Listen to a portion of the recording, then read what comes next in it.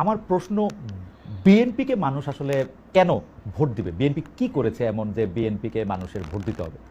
আপনি যখন আমাকে এই প্রশ্নটি করলেন, আমি যদি পাল্টা প্রশ্ন করি, বিএনপিকে কেন ভোট দিবে না, আপনি তাহলে কি বলবেন? বিএনপিকে আসলে কেন ভোট দেওয়া উচিত হবে না? আমরা বিএনপির শাসনামল 2001 থেকে 2006 সাল যেটি দেখেছি, সেটি দেখেছি ঘুষ, দুর্নীতি, দুঃশাসন, অপশাসনের একটি মহোৎসব। দুর্নীতিতে চ্যাম্পিয়ন হতে দেখেছি আমরা বিএনপিকে। 10টা কষ্টের প্রবেশ দেখেছি, বিরোধী দলের নেতার সমাবেশে গ্রেনেড হামলা দেখেছি, তত্ত্বাবধায়ক সরকার ব্যবস্থা ধ্বংস করে একজন মাত্র বিচারককে প্রধান বিচারপতি এবং তত্ত্বাবধায়ক সরকার ব্যবস্থা প্রধান রাখার জন্য সংবিধান পরিবর্তন করতে দেখেছি। 10 বছর, আমি যদি এর পরে আসি, এই 15 বছরের ফেসিবাদী ব্যবস্থায় বিএনপি নিজেরা কনফিউজ ছিল, জনগণকে কনফিউজ করেছে। আমি 2018 সালের ইলেকশনটাই সময় নাই, শুধু চট করে একটু বলি, 2018 সালের নির্বাচনটার মধ্যে এই নির্বাচন আনুষ্ঠানিকভাবে বর্জন তো করা হয়ই নাই।